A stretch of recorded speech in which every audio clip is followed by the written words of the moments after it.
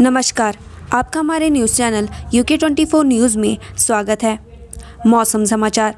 प्रदेश में आज खुशनुमा रहेगा मौसम का मिजाज, 12 डिग्री सेल्सियस रहेगा न्यूनतम तापमान।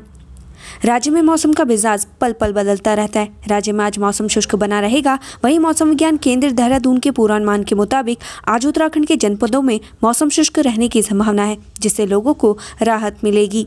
गौर हो कि प्रदेश में मौसम ने एक बार फिर से करवट बदल ली है। कई जिलों में रात के पारे में आ रही गिरावट के चलते हल्की ठंड शुरू होने लगी है। उधर मौसम विभाग ने राजधानी देहरादून में मौसम साफ रहने का अनुमान जताया है।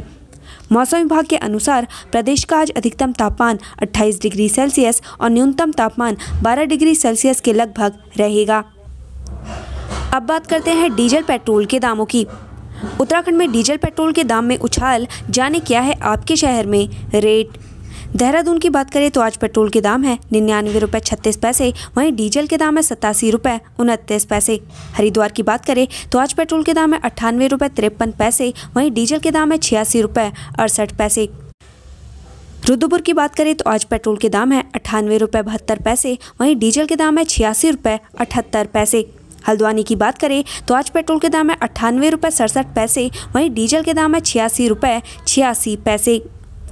जानिए आज देश और प्रदेश में क्या कुछ रहेगा खास। शीतकाल के लिए बंद होंगे बाबा केदार के कपाट। चार धाम में शुमार प्रसिद्ध केदारनाथ धाम के कपाट आज 6 नवंबर को विधि विधान के साथ शीतकालीन के लिए बंद कर दिए जाएंगे। मंदिर के मुख्य कपाट सुबह 8:30 पर होंगे, जिसके बाद बाबा केदार की पंचमुखी चल विग्रह उत्सव डोली केदारनाथ से रवाना होगी, जो विभिन्न पड़ावों से होते हुए रात्रि प्रवास के लिए रामपुर पहुंचेगी। यमुनोत्री धाम के कपाट आज होंगे बंद। प्रसिद्ध यमुनोत्री धाम के कपाट आज विधि विधान के साथ शीतकाल के लिए बंद कर दिए जाएंगे। अभिजीत मुहूर्त में यमुनोत्री धाम के कपाट विधि विधान से दोपहर 12:15 पर 6 माह के लिए बंद कर दिए जाएंगे। इसके बाद मां यमुना जी की भोग मूर्ति अपने भाई शनि महाराज की डोली के साथ शीतकालीन प्रवास खरसाली के लिए रवाना होगी। उसी दिन शाम को अपने शीतकालीन प्रवास पहुंचेगी। वहीं अब श्रद्धालु मां यमुना के दर्शन खुशी मठ यानी खरसाली में कर सकेंगे। मुखबा पहुंचेगी मां गंगा की भोग मूर्ति उत्सव डोली।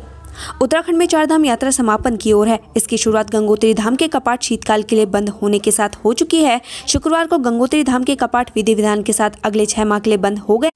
आज मां गंगा की भोग मूर्ति उत्सव डोली मारकंडे स्थित भगवती के मंदिर से मुखबा गांव के लिए रवाना होगी और अपने शीतकालीन प्रवास स्थल पहुंचेगी, जहां मुखबा गांव में स्थानीय लोग मां गंगा की उत्सव डोली का भव्य स्वागत करेंगे। आगामी 3 दिन तक मां गंगा की भोग मूर्ति को ग्रामीणों के दर्शन के लिए रखा जाएगा।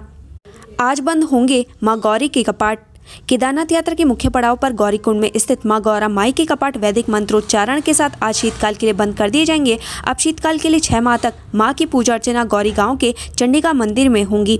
हर साल गौरा माई के कपाट बैसाखी पर्व पर खुलते हैं, जबकि भैया दूज पर बंद होते हैं। यह परंपरा सदियों से चली आ रही है। भैया दूज का त्यौहार आज भैया दूज का त्यौहार मनाया जाएगा। इस दिन भाई बहन के घर पहुंचकर तिलक लगवाकर उन्हें सदा सुहागन रहने और उनकी सदा रक्षा करने का वचन देता है। मान्यता के अनुसार इस दिन भाई यदि बहन के घर भोजन करता है तो उसे यमराज और उसके दूध का डर नहीं सताता। कार्तिक शुक्ल द्वितीया को मनाया जाने वाला भैया दूज का पर्व यमराज और उनकी बहन यमुना से जुड़ा हुआ है। इस दिन यम और शनि की पूजा करने से भी शनि भारी नहीं रहता है, इसलिए इस बार यह पर्व शनिवार को पड़ने से विशेष होगा। छोटे वाहनों के लिए खुलेगा गौला पुल। बीते दिनों आई भारी आपदा और बरसात के चलते हल्द्वानी के गौला नदी पर बना पुल का एक हिस्सा क्षतिग्रस्त हो गया था। मुख्यमंत्री पुष्कर सिंह धामी समेत कई अधिकारियों और मंत्रियों के दौरे के बाद NHAI ने कार्य में तत्परता दिखाते हुए पुल के टूटे हुए हिस्से का 18 दिन के भीतर निर्माण कर दिया। ऐसे में NHAI विभाग 6 नवंबर से पुल को छोटे वाहनों के लिए खुलने जा रहा है। पुल के चालू हो जाने से चंपावत, सितारगंज, खटीमा, गौलापार, चोरगलिया सहित पहाड़ों को जाने वाले लोगों को काफी राहत मिलेगी और गौलापार को जोड़ने वाले सड़क की दूरी 12 किलोमीटर कम हो जाएगी। सतपाल महाराज ने जॉलीग्रांट एयरपोर्ट पर PM मोदी से की मुलाकात, अंग वस्त्र और पुस्तक दी भेंट। पर्यटन मंत्री सतपाल महाराज ने जॉलीग्रांट एयरपोर्ट पर प्रधानमंत्री नरेंद्र मोदी से शिष्टाचार भेंट की। इस दौरान उन्होंने PM को काशी से बनारस लिखा अंग वस्त्र और कालड़ी से केदार पुस्तक भी भेंट की। साथ ही बेस्तु वरस यानी गुजराती में नववर्ष की शुभकामनाएं भी दी। कांग्रेस ने धामी सरकार के घेरने की बनाई रणनीति, नवंबर में विभिन्न कार्यक्रमों की रूपरेखा तैयार। उत्तराखंड में चुनावी बिगुल फूंक चुकी है। कांग्रेस संगठन को मजबूत करने के साथ ही सरकार को घेरने की तैयारियों में जुट गई। नवंबर माह में तमाम कार्यक्रमों के जरिए कांग्रेस जनता के बीच जाएगी। इसी माह कांग्रेस परिवर्तन यात्रा के तीसरे चरण को भी जमीन में उतार रही है। केंद्र के सहयोग से प्रदेश के नामुमकिन काम हुए पूरे, सीएम धामी। प्रधानमंत्री नरेंद्र मोदी के केदारनाथ से करोड़ों देशवासियों को संबोधित किया। अपने संबोधन में उन्होंने कहा कि उत्तराखंड वीरों की धरती है। यहाँ के गांवों ने पराक्रम की गाथा लिखी है। उन्होंने 80 के दशक में गरुड़ चट्टी में की गई साधना को भी याद किया। वहीं सीएम धामी ने कहा कि पीएम मोदी का हिमालय और यहाँ पर स्थित मंदिरों से विशेष लगाव रहा है, चाहे वो कैलाश मानसरोवर की यात्रा हो या केदारपुरी में तप एवं ध्यान साधना हो।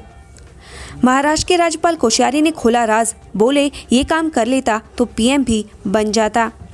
महाराष्ट्र के राज्यपाल भगत सिंह कोश्यारी शुक्रवार को अपने पैतृक नामटी चेटाबगढ़ पहुंचे। इस दौरान ग्रामीणों ने उनका भव्य स्वागत किया। वहीं प्रशासन की ओर से उन्हें गार्ड ऑफ ऑनर दिया गया। कार्यक्रम में कोश्यारी ठेठ पहाड़ी अंदाज में दिखे और इसी अंदाज में ही ग्रामीणों को संबोधित भी किया। उन्होंने सभी से अपनी पारंपरिक खेती में ध्यान देने को कहा। साथ ही युवाओं को शिक्षा पर जोर देने की अपील कर मजाकिया अंदाज में कहा कि मैं थोड़ा और पढ़ा होता तो राज्यपाल नहीं पीएम होता। निम प्रधानाचार्य को मिलेगा नेशनल एडवेंचर अवार्ड। 35 चोटियां फतह कर कर्नल अमित ने बनाया कीर्तिमान। नेहरू पर्वतारोहण संस्थान के नाम एक और उपलब्धि जुड़ गई है। निम के प्रधानाचार्य कर्नल अमित बिष्ट का नाम युवा एवं खेल मंत्रालय भारत सरकार ने नेशनल एडवेंचर अवार्ड 2020 के लिए नामित किया है। कर्नल अमित बिष्ट के साथ ही उत्तराखंड, झारखंड, महाराष्ट्र, पंजाब, कर्नाटक और दिल्ली के साथ साहसिक खेलों से जुड़े लोगों को नेशनल एडवेंचर अवार्ड 2020 से नवाजा जाएगा। सांसों पर आफत।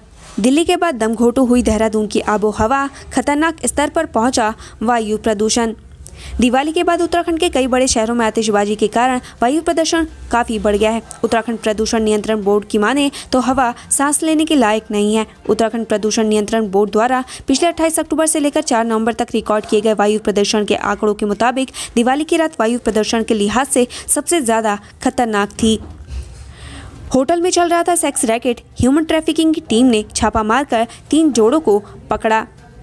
उधम सिंह नगर के एक होटल से देह व्यापार की सूचना पर एंटी ह्यूमन ट्रैफिकिंग सेल की टीम ने छापा मारकर 3 जोड़ों को आपत्तिजनक हालत में गिरफ्तार किया है। एंटी ह्यूमन ट्रैफिकिंग सेल की टीम ने सभी को जेल भेज दिया है। साथ ही होटल संचालक के खिलाफ नियमों के विरुद्ध होटल संचालन पर मुकदमा दर्ज किया है।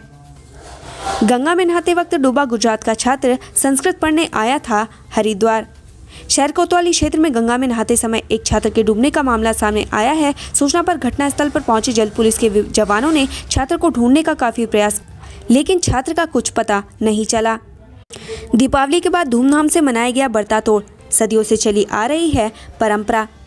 बर्ता तोड़ के लिए पूरे गांव से रस्सी बनाने के लिए प्रत्येक घर से सेलू रस्सी बनाने के प्रयोग में लाई जाने वाली घास को एकत्रित किया जाता है, जिसके बाद गांव के बड़े बुजुर्ग एक लंबी व मोटी रस्सी तैयार करते हैं। शाम के समय गांव के सभी लोग सामूहिक स्थान यानी मंडार पर जमा हो इस रस्सी को नहलाकर पूजा अर्चना कर तिलक करते हैं, जिसके बाद रस्साकशी का खेल जो कि ढोल नगाड़ों की थाप पर शुरू होता है। टिहरी के कंडियाल गाँव में कृष्ण लीला का मंचन, कलाकारों ने दी मनमोहक प्रस्तुति।